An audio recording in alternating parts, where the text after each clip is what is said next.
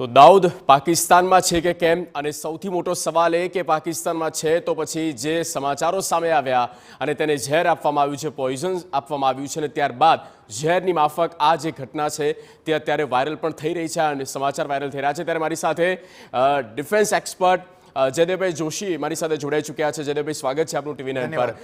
ચર્ચા પાકિસ્તાનથી લઈને ભારત અને તમામ દેશભરમાં થઈ રહી છે, વિશ્વભરમાં થઈ રહી છે, કારણ કે એકમાત્ર ભારતનો દુશ્મન નથી, અનેકો દેશને તેણે નુકસાન કર્યું છે।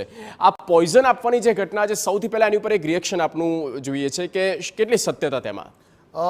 દાઉદને પોઈઝન અપાણું છે કે નથી અપાણું એની સત્યતાની પરખ કરીએ એ પહેલાં દાઉદ ખુદ એક પોઈઝન હતો। આપે જેમ બહુ કરેક્ટલી કીધું એમ કે એણે આખા વિશ્વમાં પોતાનું ટેરર નેટવર્ક ફેલાવ્યું હતું અને સીધી વાત કરીએ તો આ પહેલો એવો આતંકી, આ પહેલો એવો ખુરાફાતી વ્યક્તિ જેણે ટેરરને કોર્પોરેટ સ્વરૂપ આપ્યું, ઇન્સ્ટિટ્યુશનલાઇઝ કર્યું અને ફોર્મલાઇઝ કર્યું।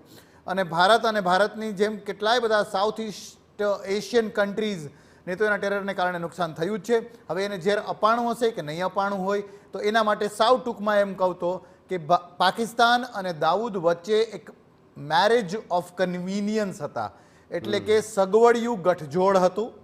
જ્યાં સુધી અને જે જગ્યાએ પાકિસ્તાન દાઉદનો ઉપયોગ કરવા માગતું હતું એ કરતું રહ્યું છે। એની બીમારી, એના મોત, ઝેર અથવા કોઈ પણની શક્યતા જો હોય તો જો હવે પાકિસ્તાનને નવા ચુનાવ આવવાના છે, અલગ જ રીતનું ત્યાંનું સરકાર બની રહી છે, મિલિટરી હવે એટલા સત્તા પલટા નથી કરતું, પાકિસ્તાન અત્યારે ફાઇનાન્શિયલ એક્શન ટાસ્ક ફોર્સની રીતે ખૂબ ખરાબ સ્થિતિમાં છે, એટલે કદાચ જો હવે દાઉદ ઇબ્રાહિમની જરૂરિયાત પાકિસ્તાનને ઓછી થઈ હોય તો ઝેર અથવા જેમ પાકિસ્તાની એક્સપર્ટ્સ પણ કહે છે એ રીતે એને દૂર કરવાનું, માર્જિનલાઇઝ કરવાનું કામ ચોક્કસ થયું હશે। પણ ઓફિશિયલી કોઈ કંઈ કહેવા તૈયાર નથી જયદેવભાઈ, કારણ કે પાકિસ્તાની સરકાર અને તેનો તો બંને બાજુ મરો છે। એમ કહેવું કે હા જીવિત છે તોય તકલીફ અને મરી ગયો છે તોય તકલીફ, એટલે પાકિસ્તાની સરકાર બંને બાજુ અત્યારે ફસાઈ ચૂકી છે અને કોઈ ખુલીને કંઈ કહેતું નથી। યસ સર, ડેફિનેટલી આપે બહુ સાચું એનાલિસિસ કર્યું અને આ જ પ્રકારના મૌનની પાકિસ્તાનને ટેવ છે। આવું જ મૌન એમણે સાધ્યું હતું જ્યારે ઓસામા બિન લાદેનને પાકિસ્તાનના નાક નીચેથી જ અમેરિકાના 2 હેલિકોપ્ટર આવે એ જેના હાઇડઆઉટ ઉપર અટેક કરે, એને ખતમ કરે, એનું ડેડ બોડી અને પુરાવા પણ લઈ જાય, ત્યારે પાકિસ્તાને આવું જ મૌન સેવ્યું હતું। અને આના કરતાં પણ વધારે ઘેરું મૌન એટલા માટે હતું ને એ વાતને એટલી ગંભીરતાથી એટલે લેવી જોઈએ, એબોટાબાદની આસપાસ ઓસામા બિન લાદેન છુપાયેલો હતો। એબોટાબાદ એ શહેર કે જ્યાં પાકિસ્તાનની એક મિલિટરી એકેડમી પણ છે, એટલે ત્યારે પણ જ્યારે પાકિસ્તાન આ ઓસામા બિન લાદેન કે જેને અફઘાનિસ્તાન સામે, અફઘાનિસ્તાન માટે, ઇસ્લામિક દેશો વચ્ચે રાખવા માટે પનાહગાહ થઈને સારું રહેવું હતું ત્યાં સુધી રાખ્યું, અને જેવું એ ખુલવાનું થાય ત્યારે અમને તો કંઈ ખબર નથી, અમે આનાથી દૂર છીએ એમ કરીને પલ્લો ઝાડી લે છે। કદાચ દાઉદમાં પણ પાકિસ્તાન આવું કરે એની શરૂઆત આ મૌનથી થઈ ગઈ છે। પણ સંકેત ઘણા બધા સામે આવી રહ્યા છે। પહેલું સંકેત એ છે કે ત્યાં ઇન્ટરનેટ કનેક્ટિવિટી જે છે તે ઘણી ડાઉન થઈ ગઈ છે, કેટલાક એરિયાઝમાં બિલકુલ બંધ કરી દેવામાં આવી છે। બીજું એ કે તેના સંબંધી અને એ જે પૂર્વ ક્રિકેટર છે એમના સંબંધી અને તેમને પણ એક રીતે નજરકેદ કર્યા છે। ત્રીજી બાબત એ છે કે હબીબુલ્લા જે લશ્કરનો આતંકીનો જે આકા મનાય છે તેને પણ ઠાર કરી દેવામાં આવ્યું છે। એટલે આ બધી જે બાબતો જે છે તે એ જ તરફ ઇશારો કરી રહી છે કે કંઈક તો પાકિસ્તાનમાં થયું છે। જી ડેફિનેટલી, આપે જે બધી આ બાબતો જે એક્શનની સિરીઝ ગણાવી એ ક્રમબદ્ધ રીતે થાય છે ને એટલા માટે જ અત્યારે આપણે આ ચર્ચા અને આ ગંભીરતાની સ્થિતિ છે। અત્યારે કેટલાય ભારત વિરોધી અને આતંકને પ્રસરાવતા હોય તેવા લોકોના એક પછી એક કિલિંગ્સ થયા છે જે ભેદી રીતે થયા છે, અને આ બધાની વચ્ચે આ આખા મિક્સચરને એક તેજાબી કોકટેલ બનાવી દેતું એક કામ એ છે કે આગામી 1.5-2 મહિનામાં પાકિસ્તાનમાં ઇલેક્શન્સ થવાના છે, એટલે એ ઇલેક્શનનો ફાયદો લેવા માટે અથવા કોઈ પણને એનો ફાયદો લેવા રોકવા માટે પણ આ કેટલીય ઘટનાઓ થતી હોય એ ચોક્કસપણે થઈ શકે। અને એ પાકિસ્તાનમાં એટલા માટે શક્ય છે કે પાકિસ્તાનની આર્મી, ત્યાંનું પોલીસ તો યસ ડેફિનેટલી, ISI આ બધા જે છે એ જે તે નેતાની કઠપુતલી તરીકે કામ કરતા હોઈએ છે, પોતાના એજન્ડા પણ ચલાવતા હોય છે। તો આ બધી ક્રમબદ્ધ ઘટનાઓ એ જ તરફ ઇશારો કરે છે કે પાકિસ્તાન એક મેક ઇટ ઓર બ્રેક ઇટની સ્થિતિના એક વર્જ ઉપર બેઠેલું છે. ઇસ્પાર યા ઉસ્પાર કંઈક તો પાકિસ્તાનમાં અજુગતું થઈ રહ્યું છે, જેનો દોરી સંચાર કદાચ પોતાના હિત માટે કરનાર કોઈ પાકિસ્તાની એક મોટું ગ્રુપ કરી રહ્યું છે. પણ જયદેવભાઈ, આ ચર્ચામાં આપણે હવે એ પણ સમજવું છે, કારણ કે ઘણી બધી એ તસવીરો જે આપણે અત્યારે સ્ક્રીન પર જોઈ રહ્યા છે, આ ઘણા વર્ષો જૂની તસવીરો છે. કોઈ નવા એના ફોટા, કોઈ ઇમેજીસ નવી, કોઈ એની કોઈ એક્ટિવિટી, કોઈ ગતિવિધિ ક્યાંય દેખાતી નથી. પહેલાં એવું મનાતું કે તે સાઉદીમાં છે અને પછી ત્યાંથી તેમને નીકાળવામાં આવ્યા અને પાકિસ્તાન તે પરત ફર્યા છે. અને હવે આ બધી ચર્ચાઓ થઈ રહી છે.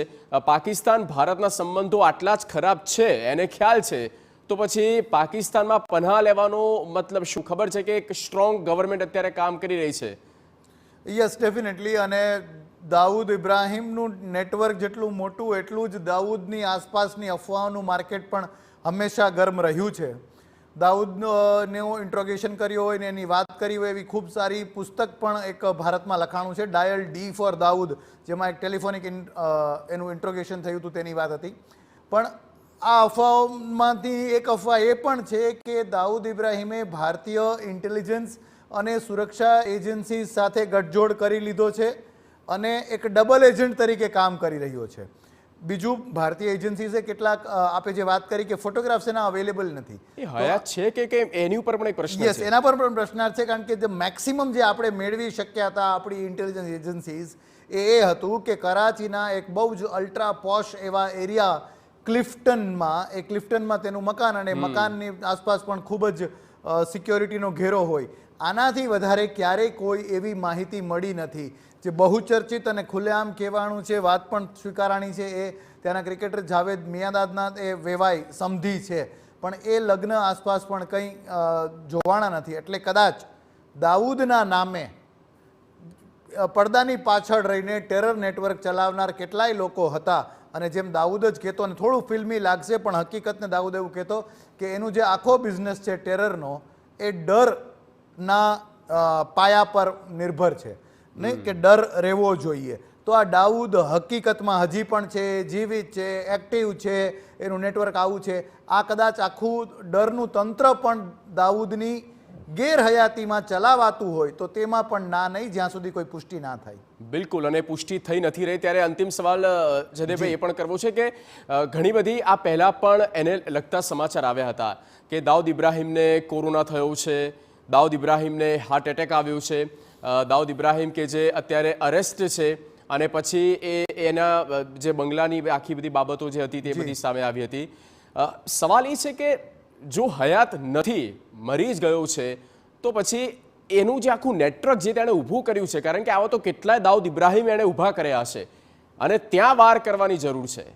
Yes, definitely. આપે પણ આ આખા મુદ્દાને you have hit it right no on the head of it કે યસ, આપણને ચોક્કસ એમ થાય, એક ભારતીય તરીકે ચોક્કસ આપણને એમ થાય કે 1993માં મુંબઈમાં બીજી કેટલી જગ્યાએ જે આતંકી ઘટના થઈ, સિરિયલ બોમ્બ બ્લાસ્ટ થયા, તેનો સૂત્રધાર દાઉદ છે, એ ખતમ થાય. એ ખતમ થયા પહેલાં એથી પણ ઉત્તમ રહે કે એ ભારતીય ન્યાય તંત્રની નો પ્રોસેસમાંથી નીકળે અને આ હમલામાં જે લોકોએ પોતાના સ્વજન ગુમાવ્યા હતા એમને ન્યાય મળે.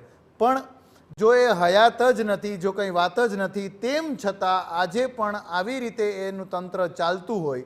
અને મેં શરૂઆતમાં જે એક વાત કરી અને ફરી પાછી કોટ કરી દઉં કે આ પહેલો એવો વ્યક્તિ વિશ્વમાં કે જેણે ટેરરને કોર્પોરેટ સ્વરૂપ આપ્યું હતું. તો એ માનવાને કોઈ સ્થાન નથી કે દાઉદના જતા રહેવાથી આ આખું સામ્રાજ્ય પડી ભાંગશે. એણે ડેફિનેટલી એના સક્સેસર્સ, એની ટીમ, એની રેન્ક એન્ડ ફાઇલ, આખું સ્ટ્રક્ચર તૈયાર કર્યું હશે. અને પાકિસ્તાન ચોક્કસપણે કહી શકાય કે એ પાકિસ્તાન જે ટેરર નેટવર્ક કરે છે, નાર્કો ટેરર પણ કરે છે, ડ્રગ્સના માધ્યમથી પણ કરે છે, ફેક કરન્સીના માધ્યમથી પણ ભારત અને બીજી જગ્યાએ નુકસાન પહોંચાડે છે, એ દાઉદ અને દાઉદના સક્સેસર્સ, એનો વારસો લેનાર લોકોની સાથે ગઠજોડમાં હશે. અને થોડું આપણને દુઃખ થાય, થોડું આમ હતોત્સાહિત થઈએ, પણ દાઉદનું ખતમ થવું એ ટેરરનું ખતમ થવું એવું નથી, પણ એક મોટા દુશ્મનનું ખતમ થવું એ ચોક્કસ છે. પણ ટેરર ખતમ થઈ જશે એવા આશાવાદથી આપણે થોડું દૂર રહેવું જોઈએ, બચવું જોઈએ. બિલકુલ બિલકુલ જયદેવભાઈ, અને આ જ બાબતો જે છે તે સામે આવી છે ત્યારે એ જ સવાલ થઈ રહ્યો છે કે શું આ સાચી છે બાબત કે ખરેખરમાં તેને ઝેર આપવામાં આવ્યું છે, અને ઝેર આપવામાં આવ્યું છે તો કંઈક અજુગતું ચોક્કસ થયું છે. પાકિસ્તાન